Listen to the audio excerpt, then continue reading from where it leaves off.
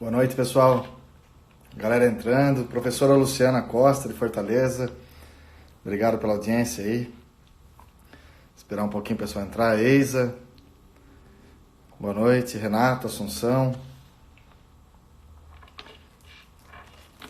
Vamos falar um pouquinho, comentar aí, né, a tão debatida prova do Espírito Santo. Carla, boa noite, Carla. Luma.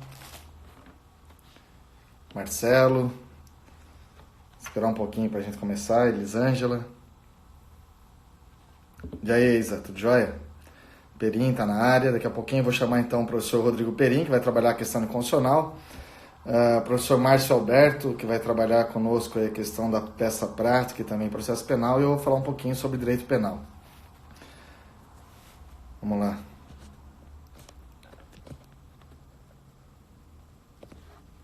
Boa noite, Lívia. Ágata.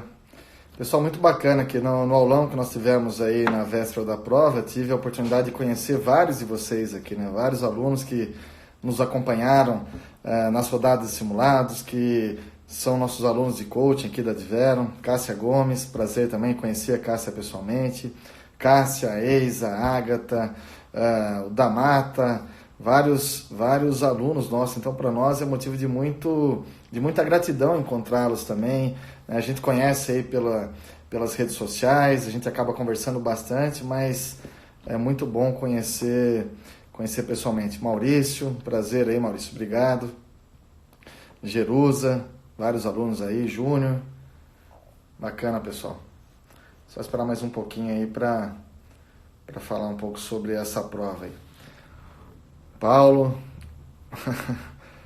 Paulo, não é pentelhar não, Paulo. A gente tá aqui para sanar as dúvidas de vocês mesmo, fique tranquilo.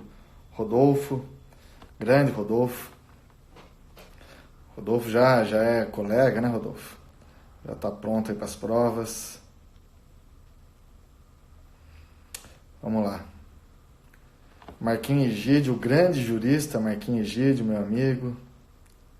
Leon. Boa noite, Leon. Bacana, vamos lá. Então, pessoal, vamos lá, vamos falar um pouquinho então, já deu tempo aí pra gente falar um pouco, né? Alguns minutos. Marcelo, bom, nós vamos falar, Marcelo, aqui sobre a prova do Espírito Santo, segunda fase que ocorreu domingo agora, tá? A gente tava aguardando, a gente ia fazer essa live ontem, mas ontem não saiu o gabarito oficial. O gabarito não, a prova oficial foi somente hoje, então nós vamos começar a falar hoje sobre a prova. Então a prova, como vocês sabem, Delta de Espírito Santo, ela continha 3 questões discursivas e uma peça profissional, e a peça foi o que derrubou muitos dos nossos alunos, ninguém imaginava uma peça como essa. O professor Márcio vai falar sobre isso daqui a pouco. Claro que a gente acaba preparando os alunos para o pior, para sempre o mais difícil. De repente cai uma portaria que é algo muito singelo, mas muitos que não conhecem, muitos que não estudaram sobre o tema, nunca viram uma portaria, acabaram sentindo dificuldades, infelizmente. Felipe, obrigado pela audiência. João Vitor, Fadson. A questão de penal, pessoal, é uma questão que é bastante complexa. Vou falar um pouco sobre a questão primeiro de penal aqui, depois eu chamo o professor Perim aí, que já está nos acompanhando para falar sobre a questão de constitucional, que foi uma questão talvez a mais difícil aí da prova. Entre as questões, talvez seja a mais difícil. De penal é uma questão bastante complexa, aquela que é um daqueles que a gente reputa como calcanhar de Aquiles de vários concurseiros, tanto que é a questão que eu trabalhei durante as nossas aulas da Adverum. Das 8 aulas que nós tivemos aqui na Adverum, na segunda aula eu trabalhei especialmente a teoria do crime, justamente a questão de conduta, e aí acabamos acertando em cheio essa questão. Nossos alunos destruíram nesse aspecto aqui, né? Então vamos lá, vou ler o enunciado para vocês, depois trazer para vocês qual seria a resposta ideal, tá bom? Bom, a questão que a banca trouxe, aí a Ágata tá corroborando o que nós falamos aqui, né, Ágata? Você assistiu a aula aí, então não teve dificuldade alguma para responder essa questão. 30 linhas que você responde com tranquilidade. Lá no nosso curso da Adverum, nós trabalhamos com vocês tanto questões em forma de problema que poderia vir, né? Um problema para tipificar a conduta e daí depois tecer comentários eventualmente sobre a questão ali propriamente dita. Trabalhamos diversas questões assim, uma questão problema, mas também trabalhamos questões absolutamente dissertativas como foi essa. Ó, a Cássia Gomes, que é do Espírito Santo, dizendo que a questão do penal foi a própria aposta dela, a teoria do dolo e a teoria da culpa. Se deu bem então, né, Cássia? Vai ser aí delegada no Espírito Santo. A questão é justamente a seguinte, ó. Uma das mais acaloradas discussões na teoria do crime reside na forma como se desenvolve o conceito de conduta. Dentro dessa perspectiva, como a teoria clássica e teoria finalista desenvolvem o tema. Aponte também em cada uma delas a posição do dolo e da culpa dentro do conceito analítico de crime. A Elisângela dizendo que constitucional foi o divisor também, e a Diveron salvou quem leu, né? Ofereceu aí num PDF. Na realidade, as questões, as três, ou em formato de aula ou de material complementar, a gente forneceu para vocês. Mas vamos lá. Conceito de conduta, trabalhar o conceito de conduta. Dentro dessa questão da evolução do crime, eu sempre falo isso, olha, não adianta a gente estudar o conceito de conduta, saber o conceito de conduta. Para isso, você tem que sempre fazer dentro do conceito estratificado de crime, do conceito analítico de crime, crime como sendo um fato típico e ilícito e praticado por um agente culpável, os chamados substratos do crime. Você tem que fazer esse conceito de conduta, entender o conceito de conduta, mas fazendo um paralelo com a culpabilidade. É isso que a banca queria aqui, né? Um paralelo com a culpabilidade. Então, começando pela teoria clássica, ela cobra de vocês aqui a teoria clássica e o finalismo. E a gente sabe que o finalismo, desde a década de 70, já está em decadência. Hoje nós adotamos muito funcionalismo penal.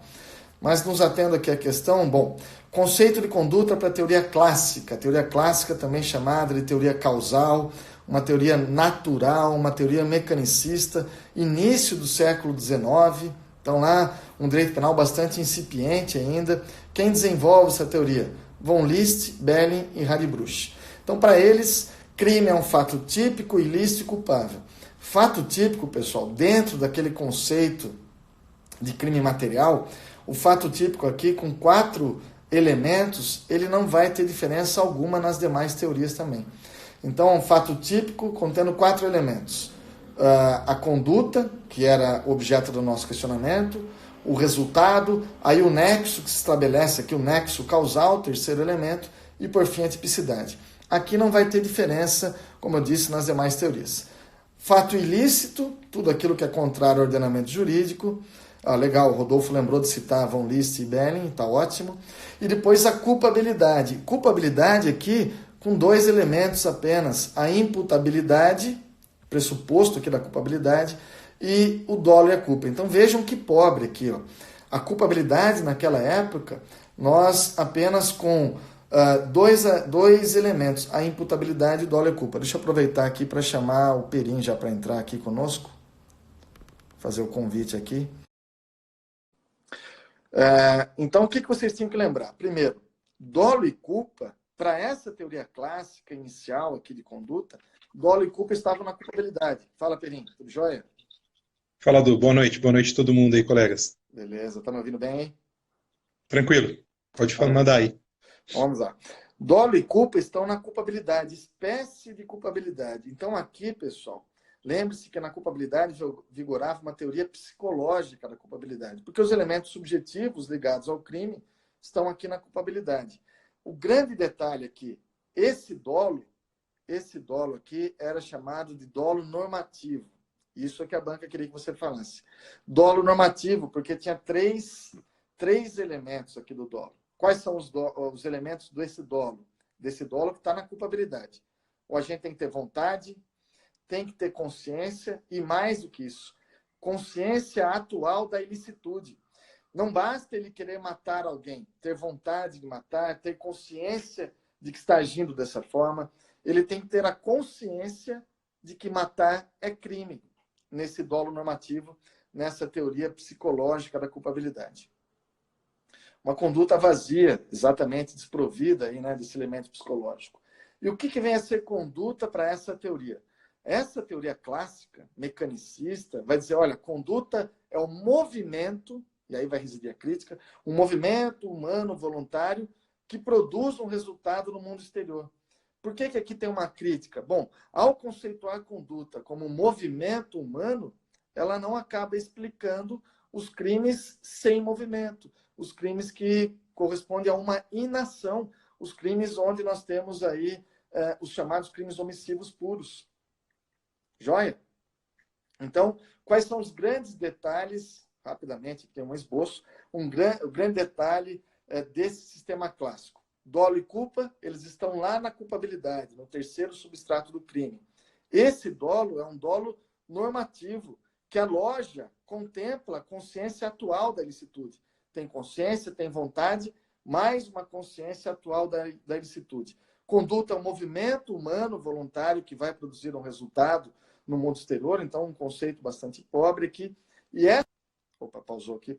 Essa teoria da culpabilidade é uma teoria, então, psicológica, já que dolo e culpa estão na culpabilidade. Os elementos psíquicos subjetivos estão na culpabilidade. Depois, a banca não queria isso, você não precisava falar, mas se tivesse tempo, seria interessante você colocar. Nós temos a teoria neoclássica, né, que seria um upgrade aí da teoria clássica, já nas primeiras décadas do século XX, Edmundo Mesger que traz essa teoria neoclássica, que alguns, para florear ainda mais, chamam de teoria neocantista. Ela vai dizer o seguinte, olha, qual que é a diferença da teoria anterior? Ela continua, o pessoal está falando que está falhando aqui, você está ouvindo bem, hein, Peninho? Tá ouvindo Tranquilo. bem? Então deve ser, depois vai ficar salvo aí, pessoal, por 24 horas, vocês conseguem falar. Olha que legal, a colega aqui falando citou também a teoria neoclássica.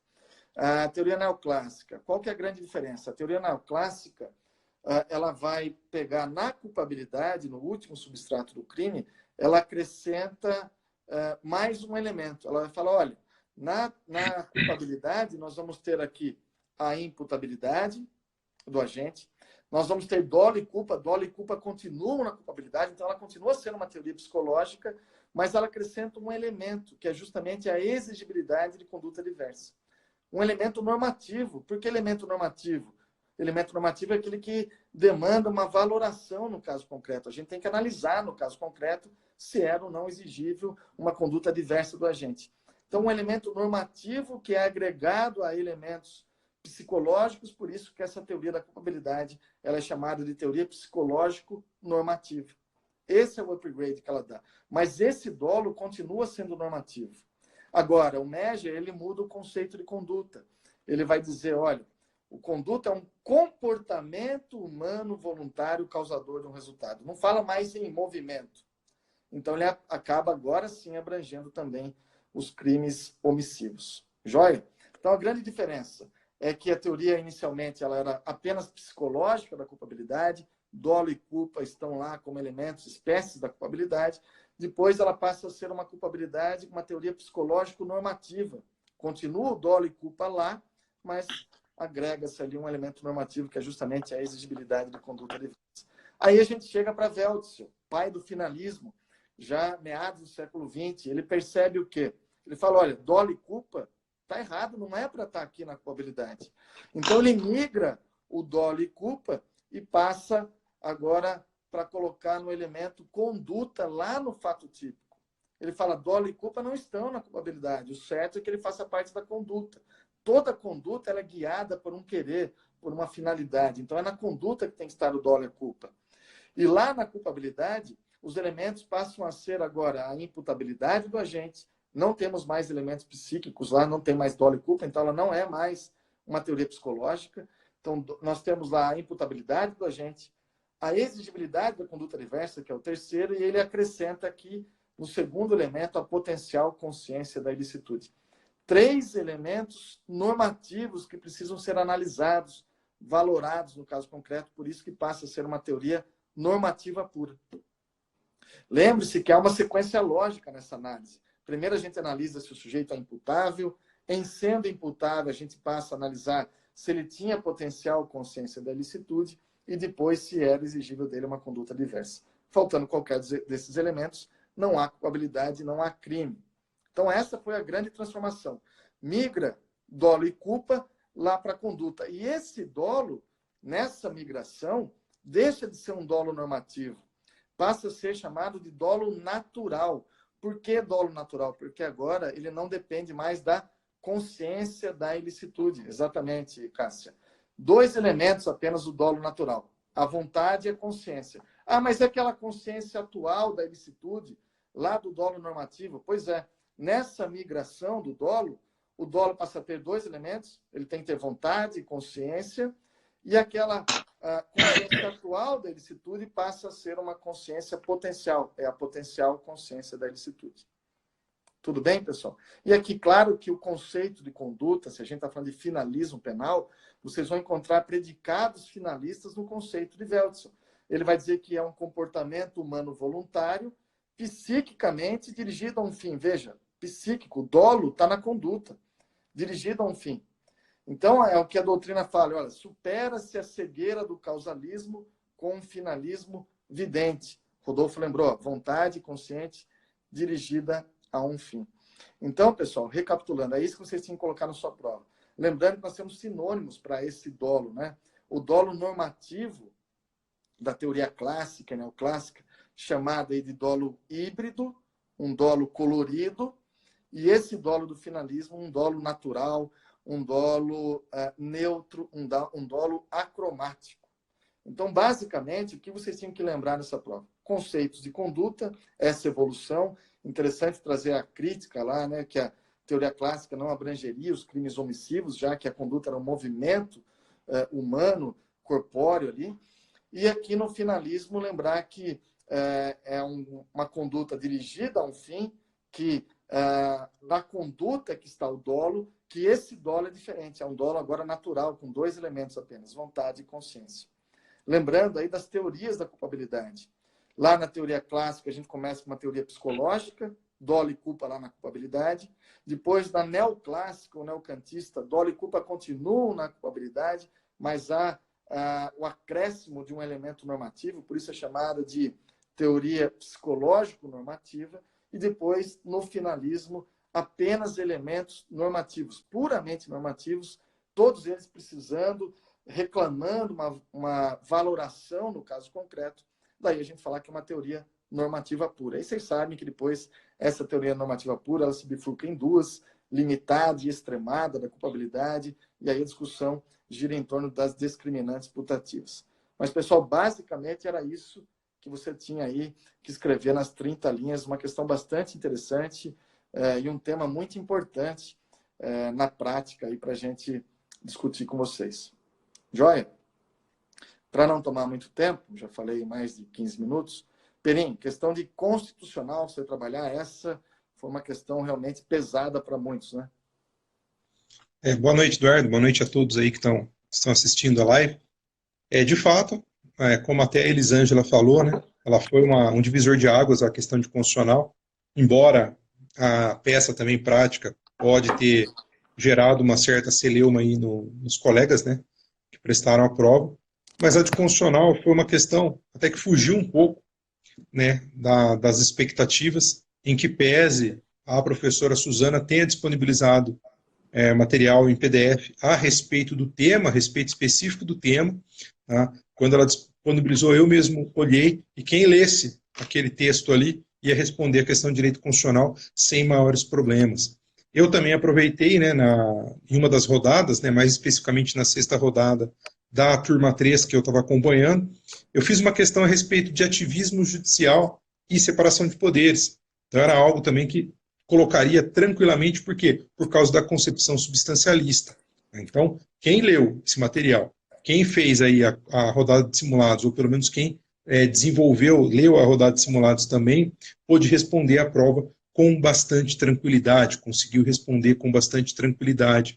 Até no aulão de véspera do que nós fizemos ali, eu trouxe uma questão a respeito do fornecimento, né, de medicamentos por parte do Poder Judiciário, impondo à administração pública o fornecimento de medicamentos. Então, tinha uma correlação bem bacana aí também. Então, embora tenha sido uma questão difícil, nós tivemos aí a felicidade, né, de fornecer essa questão aí de uma forma, ainda que não totalmente direta, mas o material foi disponibilizado. Então, quem leu isso daí respondeu bem tranquilamente. Nós tivemos um feedback bem positivo aí nesse sentido, né? Os alunos que leram falaram, saíram da prova já mandando o zap aqui, áudio, para os professores ali agradecendo, né, a disponibilização desse material. Então, rapidamente aí até vou ter um pouco mais enxuto até que o professor Eduardo também, né? A pergunta de direito constitucional é a seguinte: uma das clivagens, ou seja, uma das separações, né, mais importantes da teoria constitucional contemporânea é a que distingue concepções procedimentalistas das substancialistas. Com base nesse debate, aponte como tais teorias discutem o papel da constituição da sociedade e o espaço adequado da jurisdição constitucional. Qual seria a postura de tribunal constitucional diante de um tema polêmico como o do aborto? Não era para adentrar na expressão polêmica do aborto. Eles trouxeram um caso que traz uma repercussão muito grande, mas diante desse caso aí concreto, nós poderíamos falar o quê? Nós poderíamos falar a respeito dessa atuação, da concepção dessas duas teorias aqui. Então, basicamente, a nossa questão está dividida em dois grandes tópicos. Primeiro, aponte como tais teorias discutem o papel da Constituição na sociedade e no espaço adequado da jurisdição constitucional. O que nós teríamos que fazer no primeiro momento? Teríamos que trazer as características, distinguir ambas as teorias. Rapidamente, a concepção procedimentalista. O que ela fala? Ela preceitua, né, os autores que defendem a concepção procedimentalista, falam o seguinte, que os valores, né, substantivos em uma sociedade, eles devem ser escolhidos através do quê? Através de uma deliberação democrática, ou seja, pelos representantes do povo. No caso do Brasil, o Congresso Nacional. Então, se vocês lerem algumas doutrinas a respeito disso, já vou advertindo, vocês não vão encontrar essas concepções em qualquer livro de direito constitucional, não. Tá? Muitos livros aí que a gente acaba utilizando no dia a dia não tem essas concepções. Então, foi uma questão aí também que exigiu um pouco mais de conhecimento, não apenas aqueles basilares dos livros. E para a teoria ainda, ou para a concepção, melhor dizendo, procedimentalista, qual que é o papel do Poder Judiciário? O papel dele é de garantir o processo democrático. E esse processo democrático é estabelecido por quem? Estabelecido através do Parlamento, através do Congresso Nacional. Então, no primeiro momento, vamos contextualizar, ou os senhores e as senhoras deveriam contextualizar essa concepção procedimentalista. Superada a concepção procedimentalista, teríamos que trazer o contraponto da concepção substancialista, né? E o que a concepção substancialista trabalha? Ela estabelece as condições e os pressupostos aqui fundamentais que devem ser aplicados. Ela pressupõe uma atuação mais ativa por parte do Supremo Tribunal Federal, especificamente do Supremo Tribunal Federal, no que tange à efetivação dos direitos fundamentais. Então, nós devemos estabelecer aqui os direitos fundamentais como um norte na atuação positiva, na atuação comissiva, vamos assim dizer, por parte do Poder Judiciário. Ok? Então, vocês deveriam contextualizar essas duas concepções. E aí, superadas essas observações iniciais, deveriam partir para o enfrentamento do segundo questionamento, que era o seguinte: qual seria a postura, né, de um tribunal constitucional diante de um tema polêmico como o do aborto? Basicamente, já fazendo essas distinções. Quais sejam essas distinções? Na concepção procedimentalista, nós temos que garantir, ou melhor dizendo, o Poder Judiciário deve garantir o quê? A observância do processo democrático, deve aplicar basicamente a lei. De outro vértice, para a teoria substancialista, não. Nós devemos efetivar especificamente os direitos fundamentais. E isso é feito através do quê? Isso é feito através do controle judiciário. Então, diante daquele caso submetido ao Poder Judiciário, o que nós vamos fazer? Ou o Poder Judiciário vai fazer? Ele vai procurar efetivar os direitos fundamentais. E lembrando, né, que os direitos fundamentais possuem aquelas 5 categorias elencadas na Constituição Federal. Falar a respeito, né, dos direitos e deveres individuais e coletivos, direitos sociais, direitos políticos, direitos de nacionalidade e direitos dos partidos políticos. A metodologia FUSE, que eu até mencionei na revisão de véspera, ela é mais restrita ao quê? Ela é restrita aos direitos sociais, porque não existe uma certeza quanto à sua amplitude. Trabalhamos, né, o Poder Judiciário trabalha muito no quê? No campo hipotético, não é tão concreto. Então, pessoal, essa era uma questão que exigia um conhecimento bem aprofundado da parte de direito constitucional. Vários alunos ali reclamaram, né, dessa questão, mas quem eventualmente leu esses materiais aí disponibilizados por nós, quem teve a oportunidade de fazer a rodada de simulado, né, ainda que não de uma forma direta, mas quando tratou do ativismo judicial, que poderia ter inserido aí, como eu já disse, porque o ativismo judicial está relacionado com essa concepção substancialista, enfrentaria a questão de uma forma bem tranquila, procurou responder aí, ou respondeu, né, a questão de uma forma bem tranquila. Tá? Particularmente, eu acho que até que essa questão aí tem mais a ver, por exemplo, com uma prova de defensoria de Ministério Público Federal do que propriamente de polícia.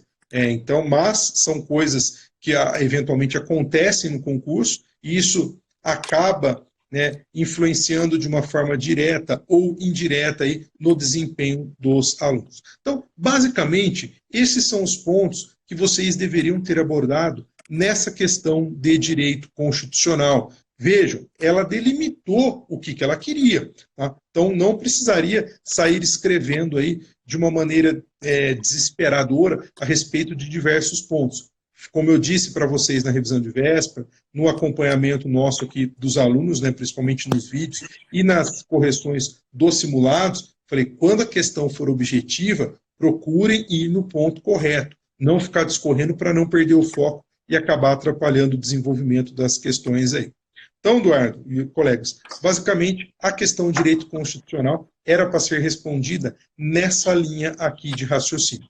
Quem acompanhou essa linha aqui, quem desenvolveu nessa linha, fatalmente, né, com certeza, melhor dizendo, terá uma nota muito boa aí na questão do direito constitucional. Maravilha, Pelim. E o que você acha aí de 0 a 10 o nível de dificuldade dessa questão?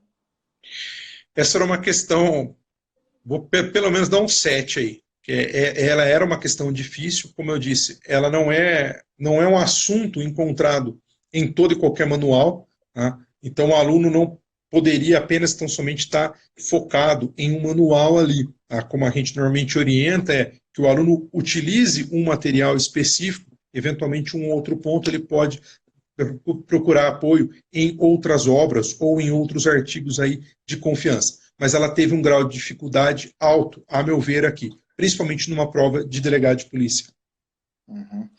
E você acha que talvez a grande dificuldade seria escrever 30 linhas numa questão como essa? Não, eu acho que se o aluno dominasse o tema, ele conseguiria escrever aí. Tá? Lógico, eu mencionei para vocês aqui de uma forma até um pouco mais enxuta, mas teria outros pontos para escolher. Por exemplo, falar que ambas as teorias, né, em que pesa essa divergência de ambas as teorias, elas refutam o quê? A incidência política nas decisões do Poder Judiciário. Então, esse era um outro ponto que eventualmente poderia ser inserido. Mas, tranquilamente, aí dava para você escrever, dava para o aluno escrever aí entre 20, 30 linhas ali, tranquilamente. Beleza. O Pablo está reclamando, vamos chamar já o Márcio. O Pablo falando de processo penal, está mais para o Ministério Público, né? Fala de GCRIM, transação penal. Fato é, Pablo, que a gente tem questões, a gente tem visto aí ultimamente, questões de segunda fase, realmente fugindo um pouco dessa especificidade para Delta, né? A gente pode observar, por exemplo, Piauí caiu em segunda fase questões envolvendo dosimetria da pena. Se você analisar, delegado de polícia não vai ser o nosso dia a dia, não faz parte do nosso dia a dia. O artigo 59 do Código Penal, saber as causas de aumento de munição, como que vai aplicar ou não, mas isso aí foi questionado. Nos últimos 3 anos, teoria da pena, que sempre foi deixado de lado aí nos concursos para delegado de polícia, acabaram sendo cobrados. Nessa aqui, agora realmente foi uma teoria do crime, aí já acho até mais justo, e tema que, na verdade, é difícil para muitos, mas é um tema que já é bastante manjado, é aquilo que o aluno realmente tem que saber, tá bom? Perim, Eu até, agradeço aí mais Eduardo, uma vez. só Diga. rapidinho, só para finalizar.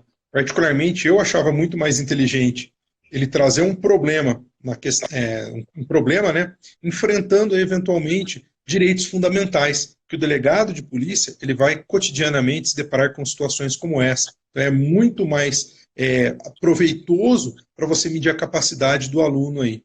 Né? Então, mas foi uma questão aí que, como eu disse, ela teve uma dificuldade alta, mas quem estudou aí conseguiu desenvolver o tema com tranquilidade. Beleza. Marília tem razão. Não dá mais para estudar questões para delegado. Tem que ter uma visão ampla de tudo. Um colega anterior falou, não precisa escrever 30 linhas para pontuar. De fato, não precisa, mas acontece, são 7 mil alunos, 7 mil candidatos, e aqueles que escreverem mais têm chance de pontuar mais. Então, eu sempre digo isso. Explore ao máximo, demonstre o máximo o seu conhecimento. O que você puder falar sobre a resposta, eu acho que deve ser... Isso é o mais adequado, né? Perim, obrigado mais uma vez pela parceria aí, apesar do horário, estamos juntos mais uma vez, né? Vou Eu que passar agradeço aí. pro Polícia não Márcio. dorme, cara. É isso aí, estamos acostumados, né? Tá bom?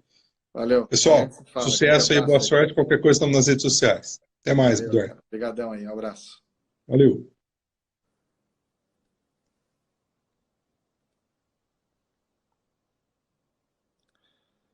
O Alessandro perguntando da peça, né? Então vai ser agora, Alessandro. Estamos esperando aí o professor Márcio, que vai entrar conosco. E o Márcio vai falar da questão de processo penal, que é a parte dele, e também sobre a peça. Já o chamei aqui, vamos aguardar. Uma aluna perguntou aqui antes sobre a questão de penal, questão do causalismo, se pode dizer que o Código Penal Militar é causalista. De fato, o Código Penal Militar é causalista, embora nenhum ator que atue ali na justiça castrense hoje ele seja causalista. Mas se você analisar o artigo 33 do Código Penal Militar, de fato lá ele adota o causalismo. Se você colocasse isso na prova, não estaria errado. Marcião, boa noite, bem-vindo aí à nossa live mais uma vez. Obrigado aí pela presença. Detone, está com você. Boa noite, Eduardo. Boa noite a todos que nos acompanham aí. Grande amigo Eduardo Fontes, parceiro de Sérgio, de Adverum, de vários projetos aí. E a gente está aqui, então, Eduardo, para comentar. Eu vou fazer um comentário rápido. Aí a galera aí, fala, tropa. Valeu aí. A gente está aqui para comentar rapidamente a questão de processo penal e ir direto ao assunto na peça cautelar. Então, assim, em primeiro lugar, questão de processo penal, coisa engraçada, né? Como é bacana você seguir professores que tratem especificamente de temas, que deem dicas boas a respeito de provas, então, de concurso público.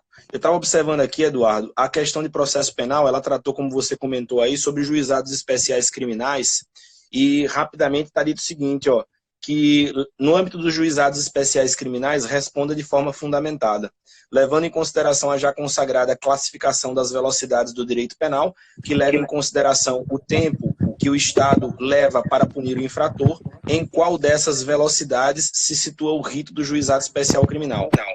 Quais são as hipóteses de modificação da competência dos juizados especiais previstas na Lei 9.099/95, relacione-as com os seus princípios informadores. Então, destacar, Eduardo, primeiro, estava lá no material que foi disponibilizado por você lá para a Adverum, um comentário a respeito de velocidades do direito penal. Quando a gente trata de velocidades do direito penal, rapidamente para a gente já entrar na peça, então a gente tem primeira, segunda, terceira e quarta velocidades do direito penal. Né? Então, primeira velocidade do direito penal, um processo mais moroso, respeitador de direitos e garantias fundamentais, é nosso processo tradicional. A gente respeita direitos e garantias fundamentais, caracterizado esse processo pela aplicação de pena privativa de liberdade, com a observância de contraditório, ampla defesa, entre outras situações. Segunda velocidade do direito penal, a gente tem uma relativização, uma certa relativização de direitos e garantias fundamentais, mas em compensação, a gente não aplica a pena privativa de liberdade. Né? Então, é exatamente nessa velocidade que a gente consegue encaixar o juizado especial quando a gente pensa, por exemplo, no Instituto da Transação Penal. Seria importante você afirmar, numa resposta como essa, que o Instituto da Transação Penal, onde você tem uma possibilidade de acordo que o Ministério Público faz com o suposto autor do fato, O autor do fato, ele acaba abrindo mão de direitos fundamentais, por exemplo, ele abre mão do direito à não culpabilidade, ele abre mão do direito ao contraditório, para que, então, ele não seja processado e, em contrapartida, ele acaba sendo responsabilizado por penas aí restritivas de direito de multa. Então, característica dessa segunda velocidade é você não aplica a pena privativa de liberdade e, em contrapartida, existe uma certa relativização do direito. Seria importante, então, fazer esse paralelo com o momento ali da transação penal, essa possibilidade negocial aí que a Lei 9.099 prevê, né? Ali no artigo 76 da 9.099. Tá? Quando a gente falou aqui da modificação da competência, sim, terceira velocidade, rapidamente, direito penal do inimigo, né? A gente relativiza direitos e garantias fundamentais e, assim, aplicação de privação de liberdade, e a quarta velocidade relacionada à aplicação do direito penal internacional, né? A gente teria que falar aí de TPI, Tribunal Penal Internacional, aí da aplicação de um direito penal que é voltado para punir grandes ditadores, grandes generais que praticam crimes contra a humanidade, tá certo? Bom, vindo aqui para a questão da modificação da competência do juizado, o que eu achei engraçado foi que eu estava olhando, Eduardo, aqui no meu Instagram, e a gente comentou e soltou nos grupos aí, inclusive os grupos da Adverum aí, uma postagem que eu fiz, acho que no dia 13 de setembro, exatamente sobre as situações que são excluídas da competência do juizado. Então, ali, aquela impossibilidade de citação por edital, as causas complexas, aí a ideia dos crimes militares, dos crimes eleitorais, quando há foro por prerrogativa de função, e naquela situação ali de crimes ou contravenções cometidas contra a mulher com aplicação da Lei Maria da Penha. Então, essas causas aí, elas são excluídas da atuação do juizado, e era para se fazer um paralelo exatamente com aí a justificativa para algumas dessas situações imporem a modificação da competência, né, do juizado.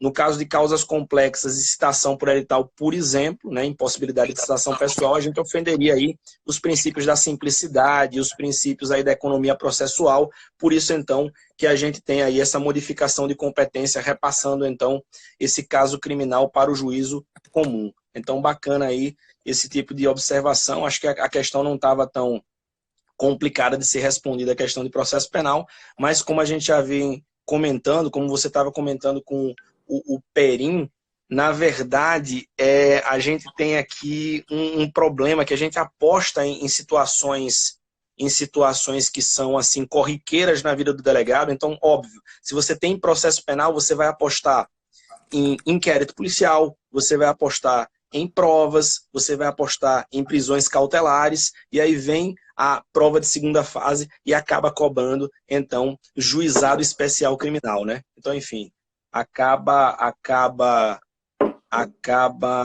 surpreendendo negativamente a gente. Vamos falar, então, da peça, Eduardo. Falar um pouco aqui sobre a peça cautelar. Primeiro, a respeito da expectativa. O que acontece? É comum que a gente tenha, numa peça cautelar, numa prova de delegado de polícia de segunda fase, uma expectativa clara da cobrança de uma representação. Da cobrança de uma representação. E por que representação? Por que a gente, como professor, sempre aposta na representação? Porque se trata, então, de uma peça mais complexa, e a gente que lida diuturnamente com a atividade policial sabe disso, né, Eduardo? A gente tem uma complexidade extremamente grande quando a gente vai pensar numa representação com o objetivo de, por exemplo, deflagrar uma operação policial. Então você pensa em representar busca, você pensa em representar prisão, interceptação telefônica, infiltração policial.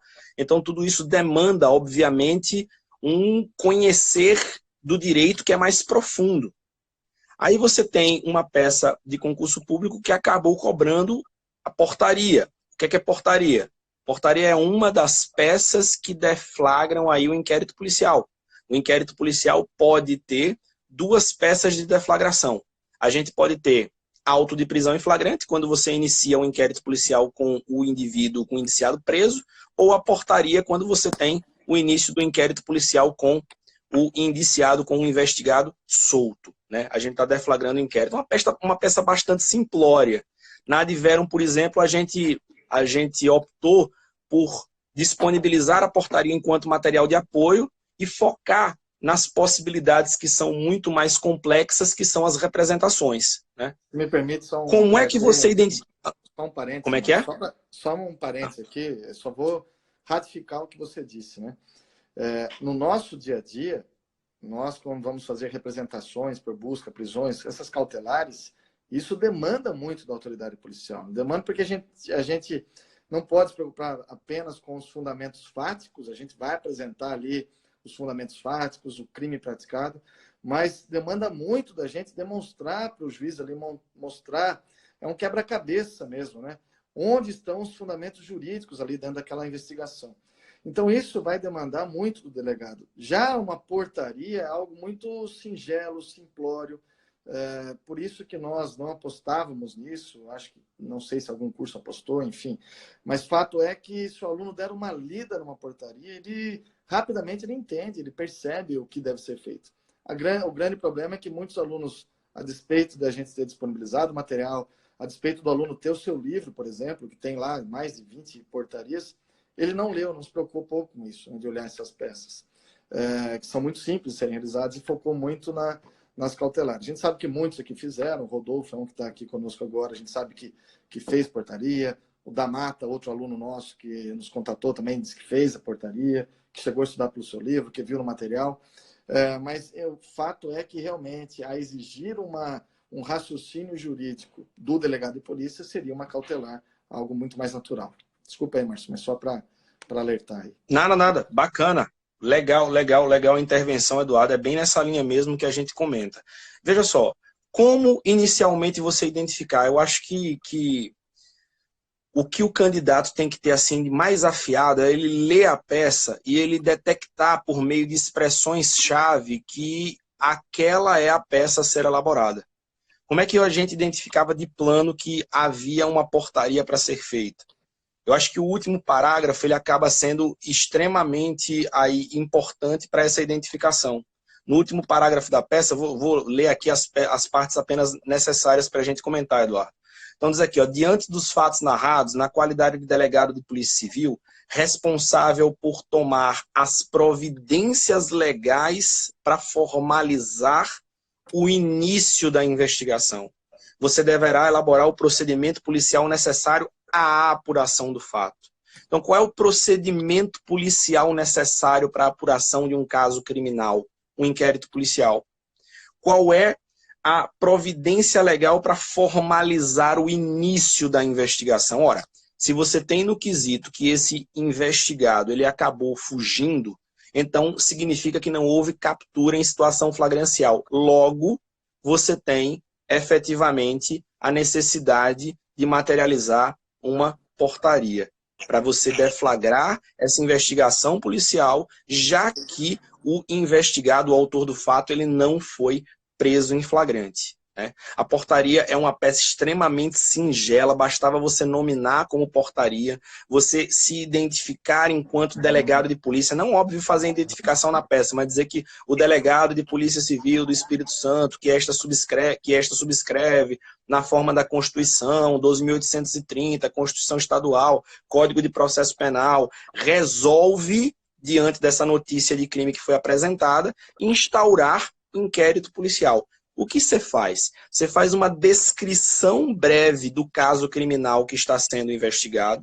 Você tem que fazer uma descrição breve do caso criminal que vai ser objeto daquela investigação e você vai efetivamente, e aí é a parte importante da portaria, determinar diligências preliminares. Determinar diligências que devem ser materializadas aí com o início do inquérito policial.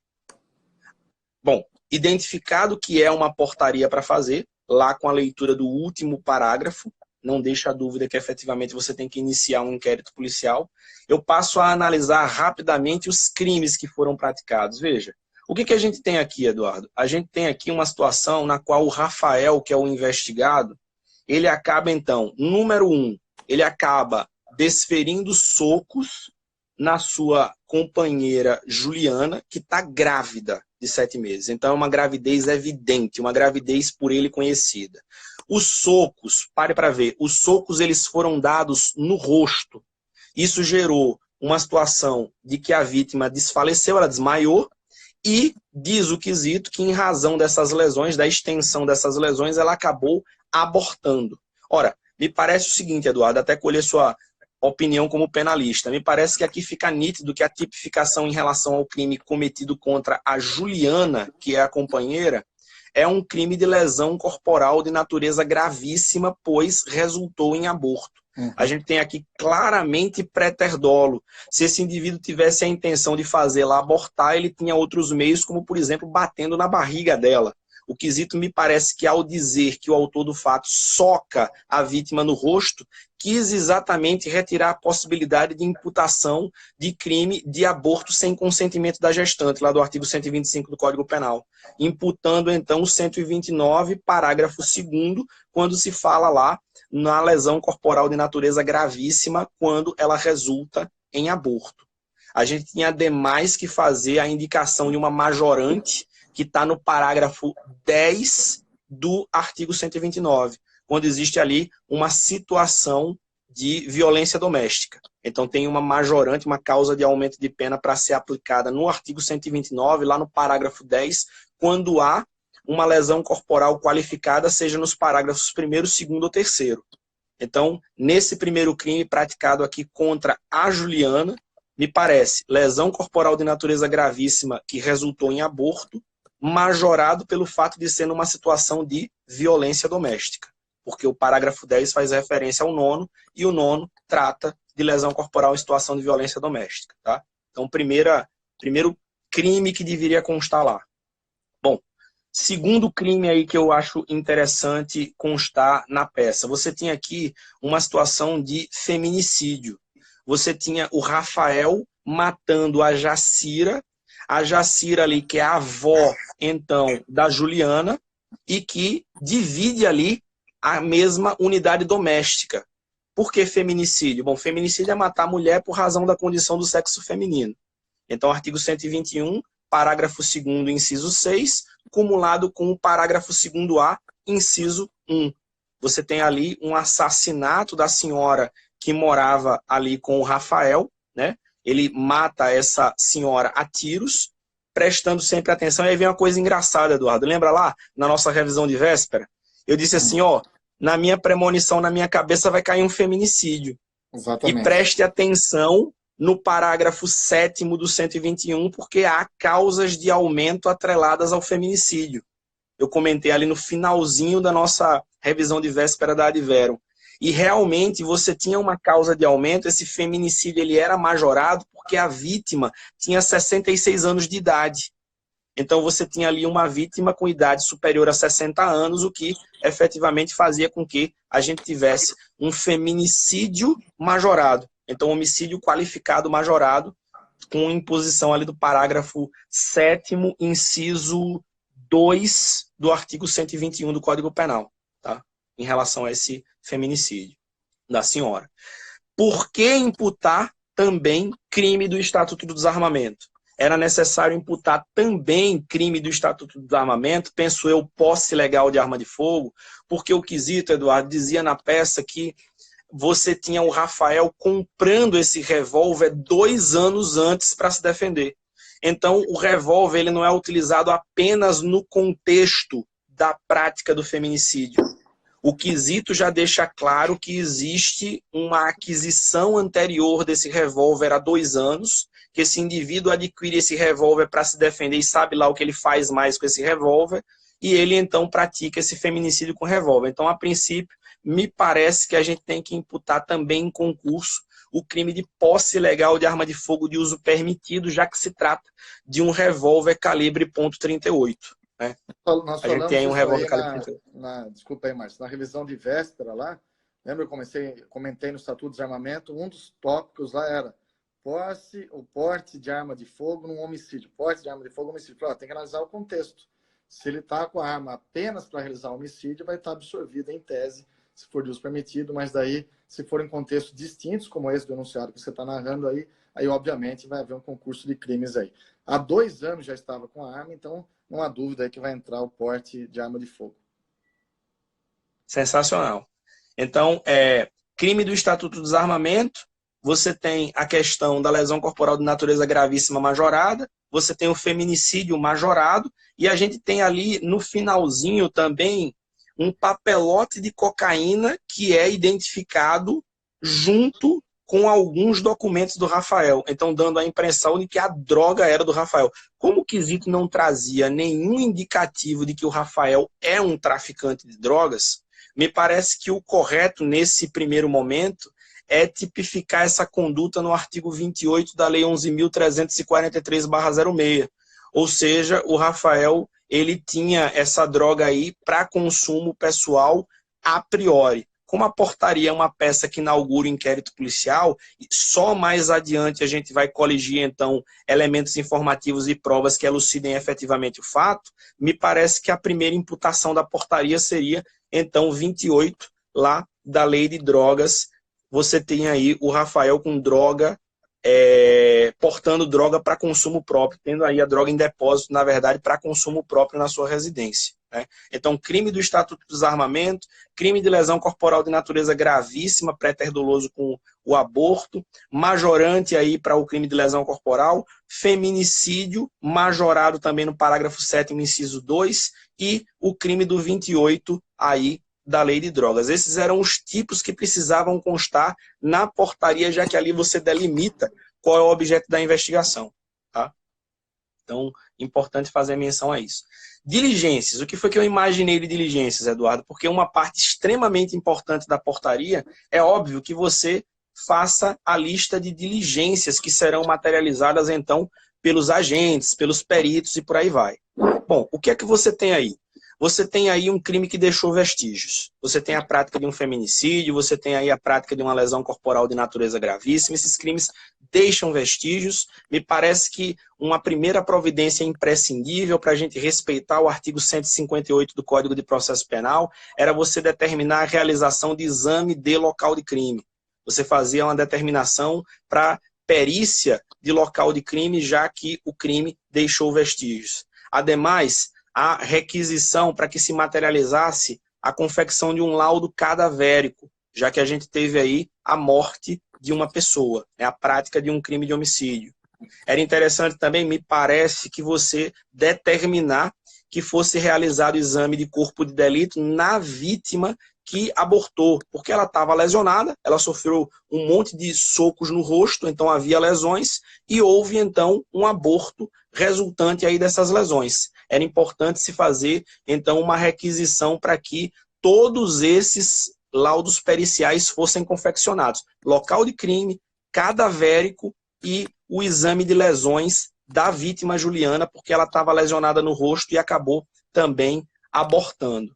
Ademais, a gente precisava apreender a arma de fogo, apreender a droga, apreender a cocaína e também periciar esses dois objetos. Periciar a arma de fogo, periciar a cocaína, fazendo então um laudo inicialmente aí de constatação preliminar. Não, acho que não tem nem necessidade, porque não houve flagrante, já partiria para o laudo definitivo efetivamente dessa droga apreendida. Então, é necessário fazer a perícia nesses materiais que são apreendidos. As testemunhas acabaram fugindo desse quesito. Então, a gente precisa determinar também diligências no sentido de identificar para onde foram essas testemunhas para que elas fossem oportunamente ouvidas.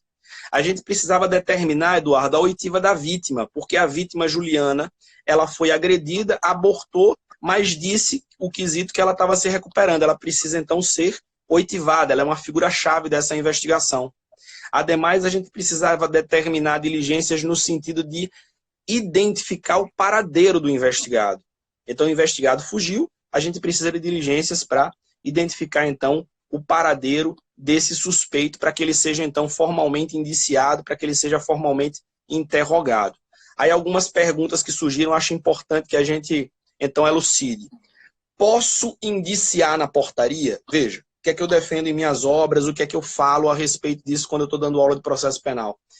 O indiciamento, ele não tem um local específico, um momento específico dentro do inquérito policial. Ele depende da análise de indícios de autoria, de prova da materialidade, então o delegado analisa autoria, materialidade e circunstâncias, na forma do artigo 2º, parágrafo 6º da 12.830/13. É possível indiciar já na portaria? Veja, Sim, se você tem um material robusto que demonstre a prática delitiva de maneira inconteste, segundo a ótica do delegado, não vejo por que você não indiciar esse autor do fato já no bojo da portaria. É plenamente possível. Nós, na prática, e esclarecer para todo mundo que nos assistem aí, nós, delegados de polícia já da ativa, e aí Eduardo pode corroborar o que eu estou dizendo, a gente opta sempre por analisar a questão do indiciamento ou não ao final do inquérito policial. Porque é ali que você já colheu todos os elementos informativos que você tensionava, você já colheu toda a prova que você entendia oportuna para elucidar o fato, e aí você tem em mãos todo um cabedal que vai ser analisado para fins de materialização do indiciamento. Mas, tecnicamente, não vejo problema de indiciar na peça inaugural. Já porque, Eduardo, só fazendo um paralelo, quando você prende em flagrante, você indicia a pessoa já no auto de prisão em flagrante. Então não há nenhum problema de indiciar na peça inicial. Não sei, sinceramente, se isso vai ser tópico espelho de correção do quesito. Se o quesito vai exigir que você diga indicio o investigado por esses crimes aqui. Mas é possível, para tranquilizar aí quem colocou indiciamento na portaria. Não há problema. Outra pergunta, Eduardo, muito recorrente. Você quer falar, Gui? Não, eu corroboro também integralmente o que você falou. Eu nunca fiz um indiciamento em portaria. Confesso que nunca vi, já vi aluno aqui, eu estou acompanhando bem de perto, que esse é um tema realmente polêmico, até porque portaria é algo inédito, né? A gente não sabe como que virá, quais os quesitos que serão cobrados aí pela banca. Mas nunca vi indiciamento na prática, nunca fiz indiciamento na prática em portaria, mas também não há nenhuma vedação legal para isso. Se você falar, então, que na portaria você já tem os elementos, você está promovendo o indiciamento nos tipos penais, acertar a tipificação e determinar ali que se proceda o indiciamento, não vejo como isso, que o aluno perca ponto em razão disso. Tá? É só corroborar. E também não faço em relatório, viu, Márcio? Alguns eu já sei que fazem no relatório final, eu procuro fazer no ato que antecede o relatório, quando já tem, como você disse, né, todo o manancial probatório ali coligido. Aí você faz um despacho fundamentado de indiciamento, dizendo o porquê que você, enquanto Estado de investigação, está imputando aquele ou aqueles delitos a fulano de tal, em razão da prova testemunhal, prova pericial, etc. E aí depois um relatório final. Tá? Mas também não vejo óbice algum em colocar na portaria o indiciamento. Aqui tem uma pergunta aqui, Eduardo, falando assim, professor, e quem fez portaria endereçou para o juiz? Veja, tecnicamente você não endereça a portaria para ninguém, porque a portaria é apenas a peça inaugural do inquérito policial. Teve muita gente que me perguntou, Márcio, eu fiz menção na minha portaria a uma representação de prisão. Ótimo. Aí, tranquilo. Por exemplo, se você colocou num item da sua portaria, expressa ofício ao juízo competente com representação objetivando a prisão, seja temporária ou preventiva, do indiciado, conforme minuta que apresenta em apartado, por exemplo. Conforme minuta. Aí tudo bem, você está fazendo a menção a um ofício que você vai expedir ao juízo, a uma representação que você vai expedir ao juízo. Não dá para você endereçar a portaria ou encaminhar a portaria ao juízo. Não, o que vai é a representação, seja na forma de petição, seja na forma de ofício. Então, talvez fosse mais técnico, se vocês pensaram em prisão, e se isso eventualmente estiver no espelho, se colocar lá como um dos tópicos da portaria, menção à expedição de uma representação ao juízo competente. Mas, efetivamente, endereçar a portaria ao juízo, não, porque a portaria é apenas a peça que inaugura o inquérito. É a peça que inicia o inquérito. Você justifica que ali se iniciou uma investigação. E qual é o caso criminal que está sendo ali investigado, além de, óbvio, as diligências preliminares. Deixa eu falar um pouco sobre prisão, Eduardo. Vê, a gente, observando aqui, nota que a banca tentou, então, induzir o candidato a pensar numa representação de prisão. Veja quanta coisa a banca colocou. A banca colocou crimes extremamente graves. Botou feminicídio, botou lesão corporal gravíssima, um monte de coisa praticada em concurso, então crimes graves. Um indivíduo completamente desajustado e perigoso, que era o investigado. Um cara que após o crime fugiu. Vamos lá, Márcio, dá um tempinho aí. Tá me ouvindo aí, Márcio? Beleza, tô lhe ouvindo sim. Dá um minutinho pra galera entrar de novo, né? Porque isso. Depois de uma hora ela cai. Beleza. Deixa a galera voltar aí e a gente já Continua. Vai.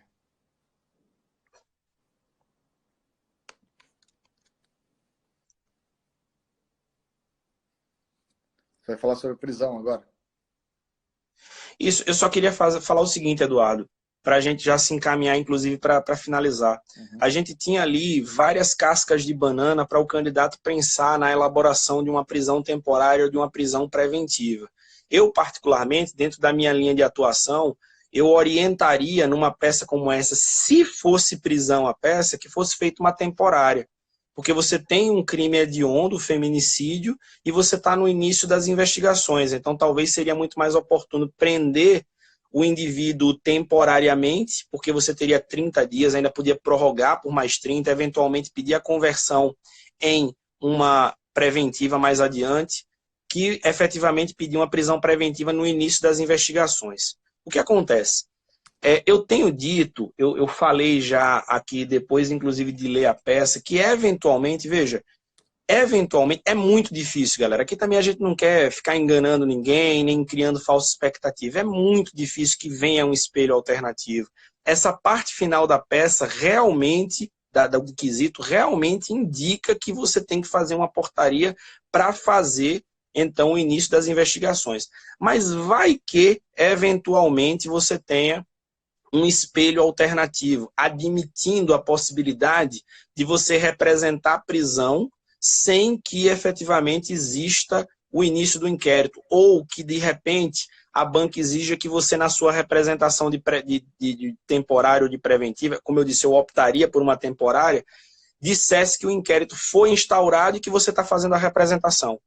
Não sei, tudo é possível. Vê, como o Eduardo falou, a gente tem aqui a primeira portaria de concursos públicos de delegado de polícia. Essa foi a primeira vez na história de concursos públicos para delegado de polícia, onde você teve a cobrança de uma portaria.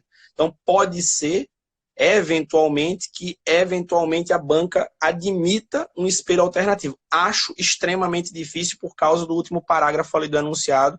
Acho que, sem dúvida nenhuma, quem fez portaria já pode, então, acreditar que acertou a peça. Era a portaria a se fazer. Tá?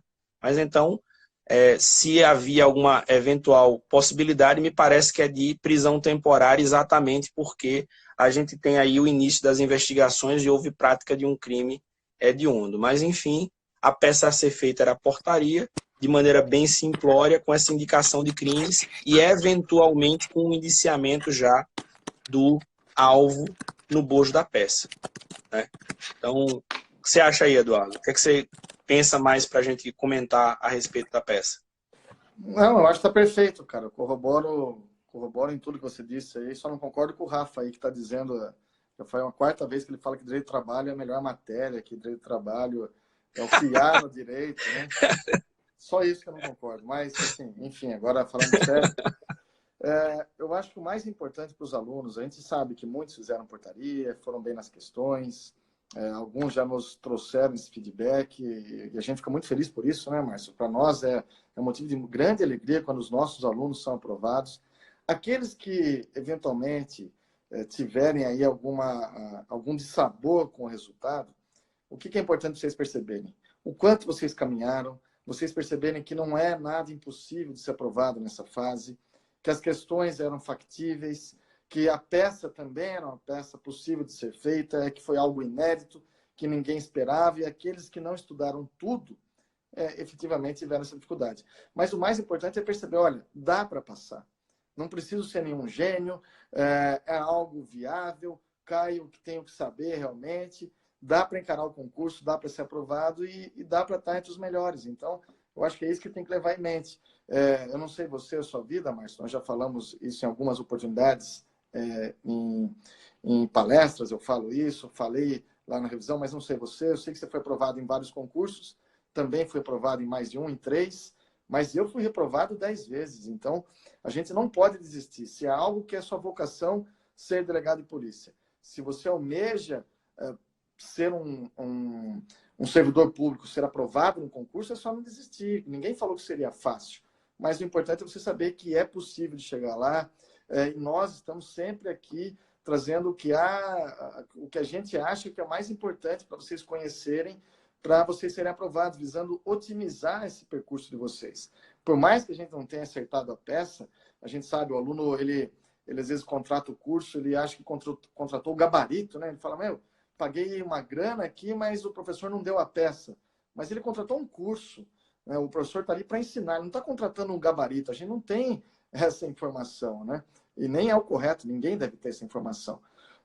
Mas fato é que nós acertamos as 3 questões, foram trabalhadas ou em vídeo, ou em material trazido para os alunos. Algumas vezes a gente acerta nas questões desafio, outras a gente acerta nos simulados, mas a gente sempre traz um direcionamento para o aluno aí.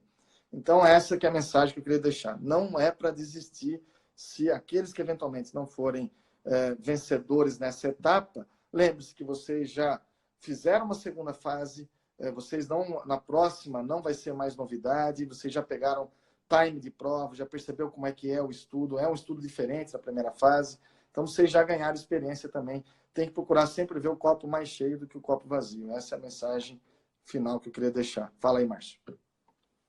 Deixa eu fazer também, dentro dessa linha, Eduardo, eu acabei também já tendo algumas aprovações, e é assim, eu acho que nisso todos concordamos. Concurso é degrau.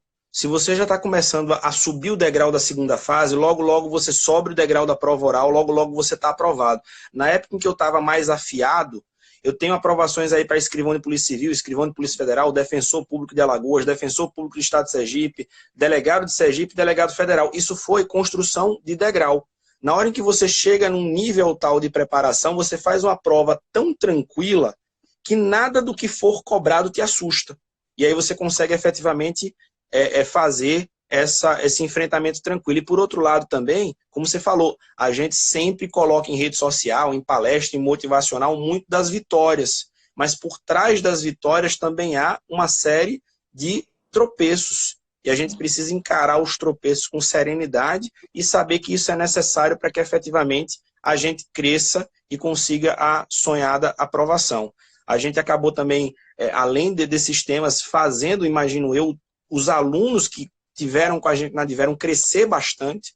Eu acho que para todo mundo aí que participou das rodadas de simulados com a gente na Adverum, nas 3 turmas, na turma reta final, que foi uma 4ª turma, pensar o seguinte, ó, como eu era no início da preparação e como eu estou saindo depois de todo o bate-papo com os professores, da troca de ideia entre os alunos, que também era algo sensacional, os alunos debatendo os temas que a gente repassava.